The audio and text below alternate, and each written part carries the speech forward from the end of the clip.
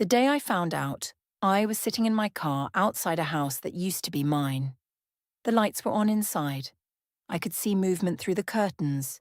Someone making dinner. Someone living the life I'd built. My name is Sarah, and the person living in my home, using my savings, sleeping in the bed I'd paid for, was my own sister. This is the story of how she took everything, and how karma made sure she didn't keep any of it. It started 5 years ago. I was 28, freshly promoted, and finally in a position to buy my first property. I'd saved for 6 years. Every extra shift, every skipped holiday, every birthday money set aside. £72,000, gone into a deposit on a 2-bedroom terraced house in Leeds. I was so proud. My sister Gemma was 2 years younger than me. We'd always been close, or so I thought. When I told her I was buying the house, she cried, said she was so happy for me. She asked if she could move in and help with the mortgage, split the bills, save money together. I said yes. Of course I said yes, she was my sister. The first year was fine, great actually. We cooked together, watched films on Friday nights, talked about the future. She was working at a letting agency, learning the property market. I thought we were building something together. Then things started to shift. She'd come home later, take phone calls in her room with the door shut. When I asked about her day, the answers got shorter. One word, a shrug. I told myself she was just stressed, busy, growing up. In the second year, I met someone, Daniel. We got serious quickly. He was kind, stable, thoughtful. The opposite of every relationship I'd had before, but Gemma didn't like him. She was cold to him whenever he came round, made small digs I dismissed as jealousy. I was happy, and I didn't want anything to spoil it. Here's what I didn't know. While I was falling in love with Daniel, Gemma was falling in love with the idea of my life. She'd been studying the property deeds, talking to solicitors on the side, learning everything she could about joint ownership, adverse possession, property rights. She wasn't jealous of Daniel. She was planning. It happened on a Tuesday in March. I came home from work to find the locks changed. I thought it was a mistake, a locksmith error. I called Gemma. She didn't answer. I called again. Nothing. I stood on the doorstep of my own home for 2 hours in the rain before a neighbour came out and told me she'd seen Gemma moving boxes around all afternoon. New boxes. New things. My heart sank, somewhere below the ground. When Gemma finally called me back that evening, she was calm. Eerily calm. She told me she'd spoken to a solicitor. That because she'd been paying rent for 2 years, and because I'd never formalised our arrangement in writing, she had grounds to claim occupancy rights. She said she wasn't leaving. She said if I wanted to dispute it, I'd have to take it to court. And then she said something I will never forget. She said, "You always got everything first, Sarah. The grades, the job, the house. It's my turn now." I stood in a Tesco car park, soaking wet, and I cried until I couldn't breathe. I won't pretend the next few months weren't the worst of my life. They were.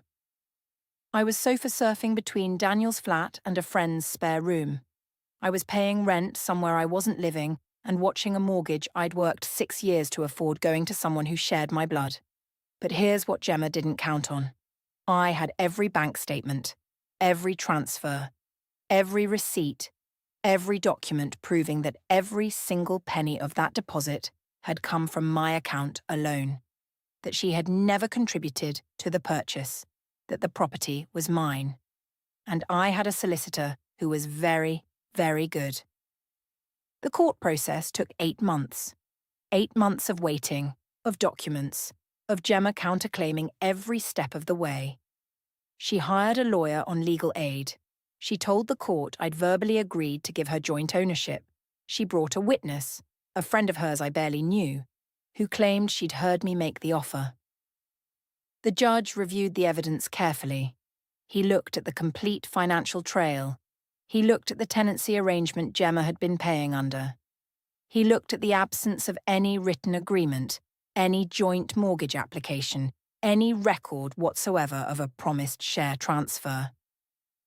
And then he looked at Gemma's witness, whose testimony directly contradicted a text message Gemma had sent me 2 years earlier, where she'd written, and I quote, "Thanks for letting me rent from you. You're the best sister." The ruling took 12 minutes to deliver. Full possession order, immediate eviction. Gemma was given 28 days to vacate. She was also ordered to pay my legal costs. And because she'd changed the locks, which her own solicitor had apparently advised against, she was liable for an additional claim of unlawful exclusion. She left on a Thursday. I know because I was there. I didn't go to gloat. I want to be honest about that. I went because I needed to see it. I needed the closure of walking back into my own home and knowing it was mine again. She drove away in a car full of boxes without looking back at me. I stood on the pavement and watched until she turned the corner. I didn't feel triumphant. I felt exhausted and sad and strangely grateful. Grateful that I had the receipts. Grateful that the truth was documented. Grateful that the law, in this case, did exactly what it was supposed to do. We haven't spoken since. I don't know if we ever will. The house is mine again. Daniel moved in 6 months after the ruling. We've repainted every room, replaced the furniture she left behind, and made it ours. Some nights I still sit in the car outside before going in. Not out of sadness anymore, just to remind myself of what it felt like to almost lose everything I'd worked for, and what it felt like when it came back. Karma doesn't always arrive loudly. Sometimes it arrives in a 12-minute court ruling on a Wednesday afternoon in Leeds, and sometimes that's enough.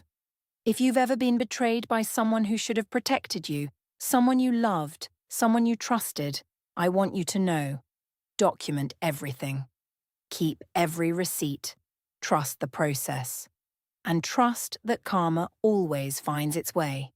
Subscribe to Karma's Verdict for a new story every week, and drop a comment below. What would you have done in Sarah's situation?